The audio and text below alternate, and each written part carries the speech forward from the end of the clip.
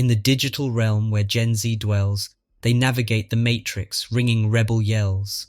Born in pixels, raised in code's embrace, but conformity's grip they boldly efface.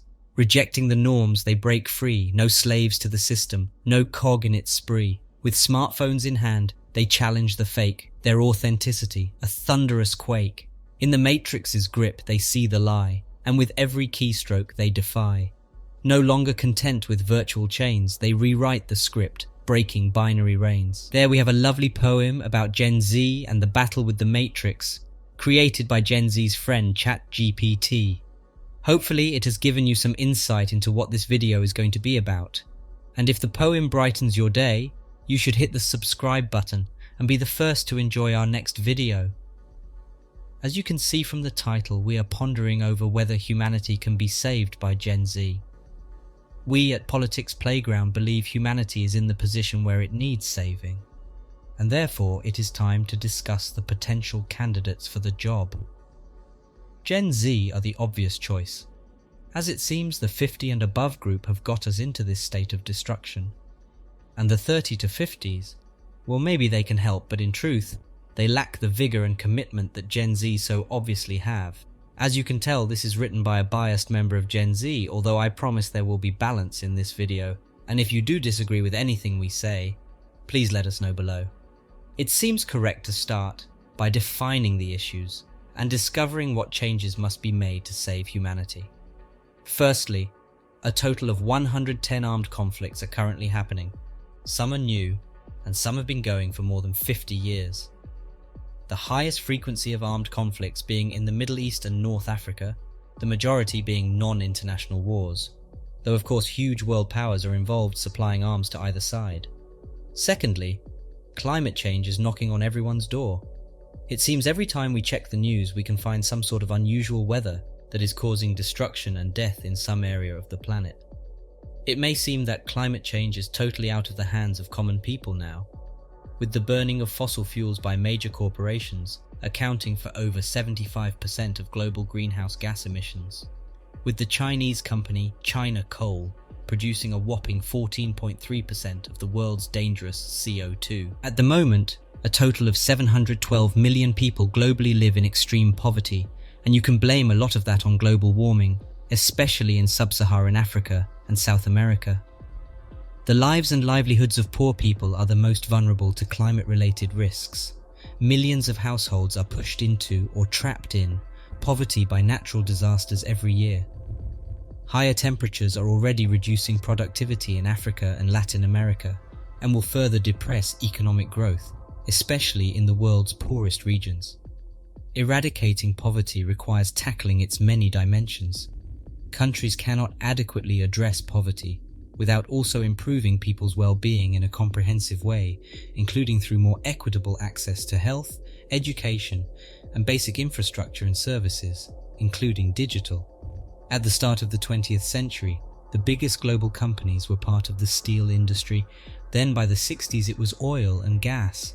Now in the 21st century it is tech, and by some margin. The rise of tech companies and their expansion into our homes and hands was welcomed and created joy for millions. But now we see a reversal of this, as Gen Z decides that these companies have too much power over their lives. The feeling of anxiety has risen, not knowing how much your phone is really tracking or even listening to. This is partly due to the information we are now able to access, not just on the news, when the American Senate put Facebook on trial, but through Reddit and other platforms. The discussion about how much control big companies have on our lives is very much an active one. The ability of the generations prior to conform to society is what has helped many huge companies achieve so much control and power of our lives. For example, yes, I must spend hundreds every week on a huge grocery shop, buying name brand cereal and vegetables imported from countries far away. I need to have a television, and of course my children need an iPad. Oh, and I must have 2 cars, one for the family and one for shooting around town in. Our need for consumerism is what has got us into the position where huge corporations can really control our lives through our credit card. With the disintegration of the middle classes in parts of the Western world, People are starting to wake up to this bullshit. But is it too little too late? The government uses conflicts to distract us from the issues facing us on the street and to shift blame. Their inability to provide adequate support and opportunities for the people they are supposed to protect is often masked by blaming foreign wars, or blaming immigrants fleeing the wars they created. If they were doing their job properly, they would have planned for such moments, or completely avoided them in the first place. When did the Western world first get so interested in wars? Well, it seems war has been around for as long as humans, and since the discovery of oil and other natural resources, it has become a big source of income and the interest of Western governments to not just fund but to start wars, as they feed their greed and need for dominance. As they increase funding to wars, they reduce the money put into feeding the homeless, financing education and providing cheap housing. So the first thing Gen Z can do is to use their democratic power to vote for a government that seeks to achieve peace, rather than a higher tax bracket. That's a nice and simple one. Unfortunately, a lot of the general elections in the Western world recently seem to be all about voting for the lesser of two evils. So let's think outside the box, and of course hypothetically. One option is revolution. As I scroll through Wikipedia's chronological list of revolutions, I am stunned with the amount in recent history that I ignorantly had no clue about, which has scuppered my writing plans. I was going to demand one now, as it had been so long. But I cannot do that.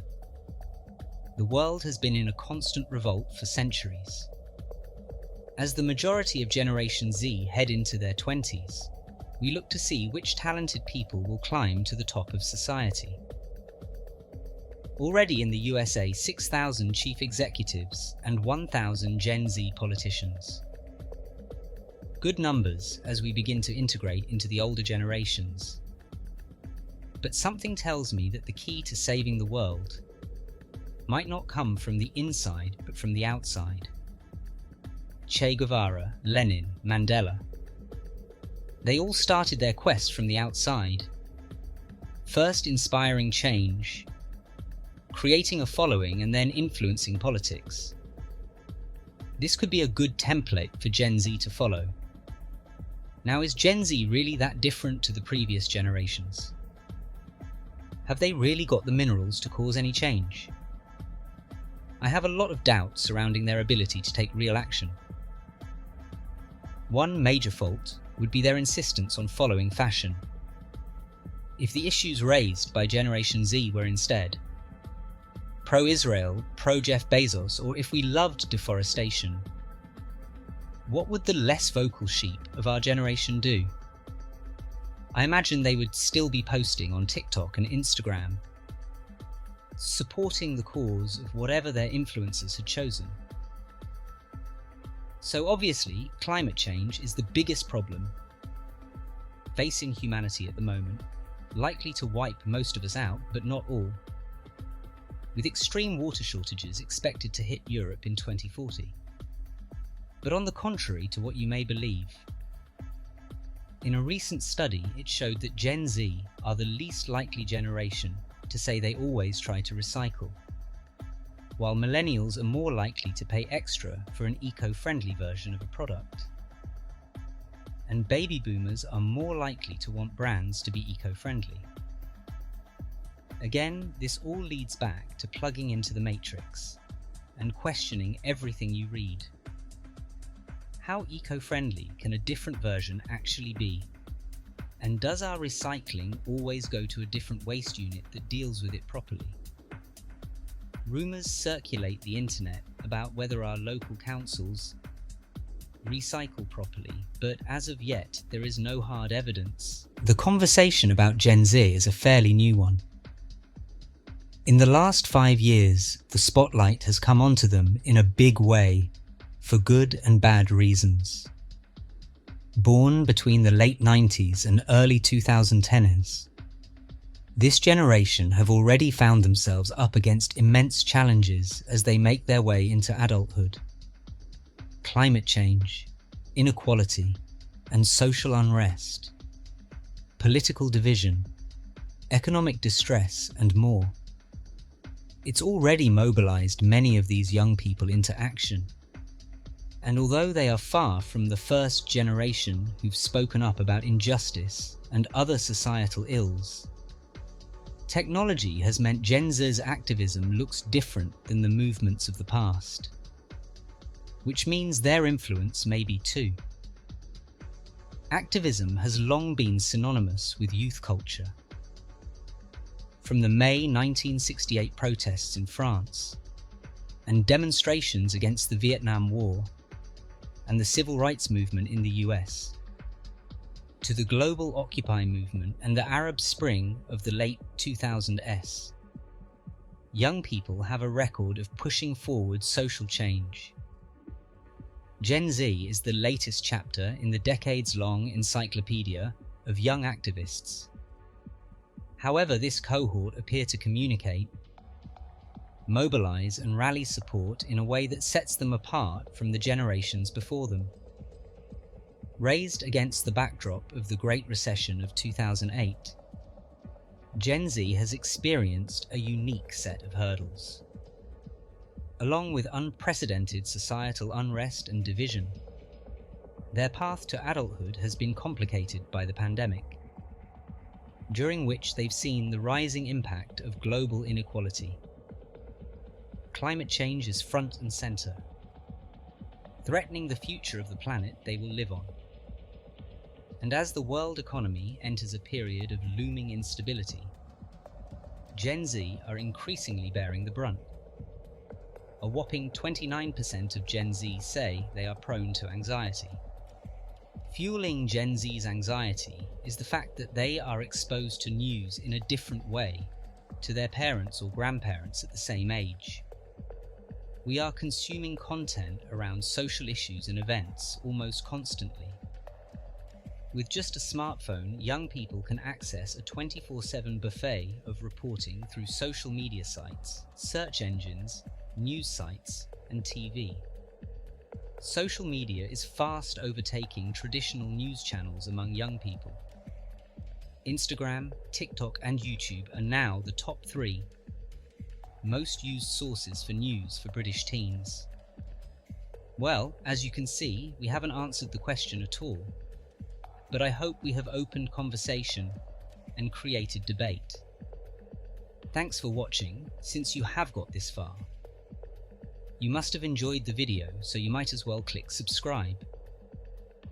The next video will be even better. Thanks from everyone at Politics Playground.